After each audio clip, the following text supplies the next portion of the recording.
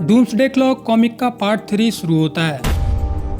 हम देखते हैं वॉचमैन यूनिवर्स में ओज़मांडियस एडवर्ड ब्लेक यानी कि कॉमेडियन को 20वीं मंजिल से नीचे फेंक देता है। ऐसा ही सीन हमने जैक स्नाइडर की वॉचमैन मूवी में भी देखा था। लेकिन डॉक्टर मैनहट्टन कॉमेडियन को यहाँ पर मरने से बचा लेता है और वो कॉमेडियन को सीधा मेट्रोपोलिस शहर के पास ओशन में टेलीपोर्ट कर देता है। मतलब कॉमेडियन डीसी यूनिवर्स में एंटर कर चुका है। जिसके बाद कॉमेडियन मेट्रोपोलिस शहर में लेक्स लूथर की बिल्डिंग में पहुंच जाता है ओज़मांडियस से अपना बदला लेने के लिए। वो ओज़मांडियस पर यहाँ पर गोली चला देता है, लेकिन ओज़मांडियस के रिफ्लेक्स इतने ज्यादा तेज होते हैं कि वो उस गोली को डॉज कर देता है, पर वो गोली लेक्स लूथर को लग जाती है। जिसके बाद इन दोनों में काफी देर तक फाइट होती है, लेकिन आखिर में कॉमेडियन इतना ज्यादा पावरफुल होता है वो ओज़मांडियस को खिड़की से बाहर फेंक देता है, जैसे ओज़मांडियस ने कॉमेडियन को फेंका था। लेकिन ओज़मांडियस किसी भी तरह से वो एक टेंट पर जा गिरता है, जिससे उसकी जान तो बच जाती है, पर वो वहीं पर बेहोश हो जाता है। इसके बाद हम पहुंचते हैं बैटकेव में, जहां रोसैक बैटमैन को बताता है कि वो यहाँ पर किसी दूसरे यूनिवर्स से आया है, क्योंकि हमारी दुनिया न्यूक्लियर वॉर में खत्म होने वाली है। वो बैटमैन को ये सभी बातें प्रूव करने के लिए उसे रोसैक जर्नल देता है, जिसमें रोसैक का पूरा केस लिखा होता है कि रोसैक कितना ज्यादा डार्क था और ओज़मांडियस ने किस तरह से वॉचमैन यूनिवर्स में 3 मिलियन लोगों को मार दिया था दुनिया को ठीक करने के लिए। जिसके बाद बैटमैन के अंदर थोड़ी सी क्यूरियोसिटी जागने लगती है और वो बड़े ध्यान से रोसैक जर्नल को पढ़ने लगता है कि आखिर वॉचमैन यूनिवर्स में हुआ क्या था। यहाँ से रोसैक ऊपर के कमरे में आराम करने के लिए चला जाता है। तभी अल्फ्रेड रोसैक की इतनी गंदी हालत देखकर उसे नहाने के लिए कह देता है। तो जब रोसैक बाथरूम में नहा रहा होता है तब उसे अजीब अजीब मेमोरीज दिखने लगती हैं, क्योंकि रोसैक मेंटली थोड़ा सा बीमार है। क्योंकि ओज़मांडियस ने जब 3 मिलियन लोगों को जान से मार दिया था तब उसके पेरेंट्स भी उस हादसे में मारे गए थे, इसीलिए रोसैक थोड़ा थोड़ा पागल सा है और उसे मेमोरीज दिखाई देती हैं, उसे मॉन्स्टर भी दिखाई देते हैं।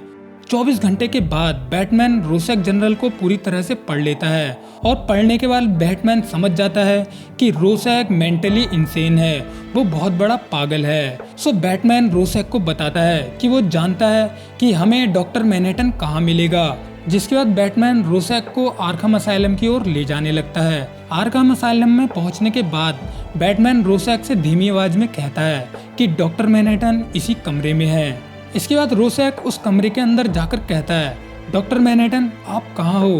तभी बैटमैन इस कमरे के दरवाजे को बंद कर देता है। मतलब बैटमैन रोसैक को एक पागल क्रिमिनल समझने के बाद वो लॉकअप में उसे बंद कर देता है। अंदर से रोसैक कहता है, मैं तुम्हें ऐसा करने के लिए जान से मार दूंगा। पर इसके बाद रोसैक अपने आप को शांत करता है और वो बैटमैन से माफी मांगते हुए कहता है, रुको, मुझे माफ कर दो, प्लीज मुझे माफ कर दो, मुझे बाहर आने दो। लेकिन बैटमैन रोसैक को बहुत बड़ा पागल समझ के उसे लॉकअप में छोड़कर जाने लगता है। वहीं दूसरी ओर नाइट ऑल शिप में मार्कोस एरिका मैनसन बंधे हुए होते हैं, जिन्हें रोसैक ने बांधकर रखा था, क्योंकि ये दोनों काफी खतरनाक क्रिमिनल्स हैं। लेकिन वो दोनों यहाँ से निकलने में कामयाब हो जाते हैं। जिसके बाद एरिका मैनसन और मार्कोस गॉथम सिटी के एक बार में पहुंचते हैं, जिस बार का बॉस जोकर होता है। तो इसीलिए बार के गुंडे एरिका और मार्कोस को मेकअप हटाने के लिए कहते हैं। मतलब मार्कोस और एरिका जोकर की तरह यहाँ पर मेकअप नहीं कर सकते, क्योंकि ये चीज जोकर के लिए एक डिसरिस्पेक्ट होती है। सिर्फ जोकर ही ऐसे मेकअप कर सकता है। लेकिन एरिका मैनसन और मार्कोस अपना मेकअप हटाने से मना कर देते हैं, इसीलिए सभी गुंडे उनसे लड़ने के लिए आने लगते हैं। जिसके बाद एक गुंडा एरिका के गले को पकड़ लेता है। तभी मार्कोस उसे अपनी इनविंसिबल गन दिखाते हुए कहता है कि उसे छोड़ दो, नहीं तो तुम मारे जाओगे। जिस पर मार्कोस की इनविंसिबल गन देखकर सभी गुंडे उस पर हंसने लगते हैं। जिसके बाद मार्कोस गुस्से में आकर उस पे गन चला देता है और वो गुंडा वहीं पर मारा जाता है। जिसके बाद मार्कोस और एरिका इतने बड़े सनकी होते हैं कि कुछ ही समय में यहाँ पर खून की नदियाँ बहा देते हैं और सभी लोगों को मारने के बाद वो दोनों आराम से बिस्की पीने लगते हैं और जोकर को ढूंढने की बातें करने लगते हैं। आखिर में ये जोकर है कौन? वहीं बर्लिन की एक बिल्डिंग में एक वायलेंट एक्सप्लोजन होता है, जिसमें काफी सारे लोग मारे जाते हैं। न्यूज में दिखाया जाता है कि ये एक्सीडेंट जर्मन गवर्नमेंट के द्वारा कराया गया है, जिससे वो अपना मेटा ह्यूमंस बना सके। लेक्स लूथर हॉस्पिटल में पड़ा होता है, उसकी सर्जरी हो रही होती है और उस पर अटैक करने वाले की कंडीशन अभी भी स्टेबल होती है। लेक्स लूथर ने कुछ समय पहले मेटाजीन डिटेक्टर नाम की मशीन भी लॉन्च करी थी, जिसे उसने पब्लिक में अनाउंस भी कर दिया था। इस मशीन का काम ये होता है कि इससे उन हीरोज को पहचाना जा सकता है जिन्हें गवर्नमेंट के द्वारा बनाया गया है। लेक्स लूथर के द्वारा मेटाजीन डिटेक्टर मशीन का बनाना ये इसलिए भी होता है कि एकदम से दुनिया में सुपर हीरोज बढ़ने लगे हैं, जिससे इस मशीन के द्वारा पता लगाया जा सकता है कि कौन से सुपर हीरो गवर्नमेंट के द्वारा बनाए गए हैं। इसके बाद हम रोसैक को आर्खम असाइलम में देखते हैं, जहां पर उसके साथ बहुत बुरा बर्ताव होता है और कुछ गुंडे उसे बुरी तरह से मारते भी हैं। मगर हम रोसैक की डार्क ओरिजिन देखते हैं कि एक लड़का रेजिलोंग रोसैक कैसे बन गया। रेजिलोंग डॉक्टर माल्कॉम यानी कि एक साइकेट्रिस्ट का बेटा है। 1985 के टाइम में डॉक्टर माल्कॉम वाल्टर कोवैक्स यानी कि ओरिजिनल रोसैक के केस पर काम कर रहे थे। रेजिलोंग के पेरेंट्स न्यूयॉर्क में मारे गए थे ऑज़मेंडियस के द्वारा, वही 3 मिलियन लोग जो कि एक मॉन्स्टर के द्वारा मारे गए थे।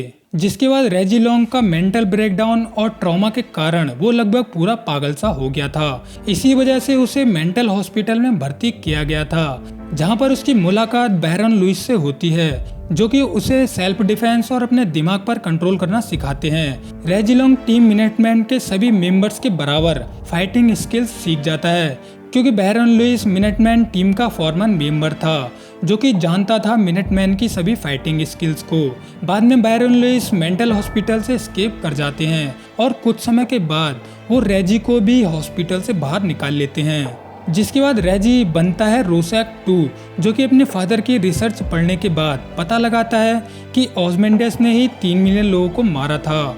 और इसी समय रोसैक जर्नल पब्लिक में आ गई थी और ऑज़मेंडियस पब्लिक में बेनकाब हो चुका था, जिसकी वजह से पूरी दुनिया न्यूक्लियर वॉर की कगार पर आ जाती है। रोसैक 2 ऑज़मेंडियस को मारने के लिए पहुंचता है, पर वो उसकी बातों में आ जाता है कि वो डॉक्टर मैनहट्टन की मदद से इस दुनिया को न्यूक्लियर वॉर से बचा लेगा। और वैसे भी उसका बदला लेने से कोई भी फायदा नहीं है, क्योंकि ऑज़मेंडियस को किसी तरह का कैंसर है और वो कैंसर के द्वारा मर रहा है। जिसके बाद ये लोग डीसी यूनिवर्स में एंटर कर जाते हैं डॉक्टर मैनहट्टन को ढूंढने के लिए, जिससे कि ये लोग अपने यूनिवर्स को बचा सकें।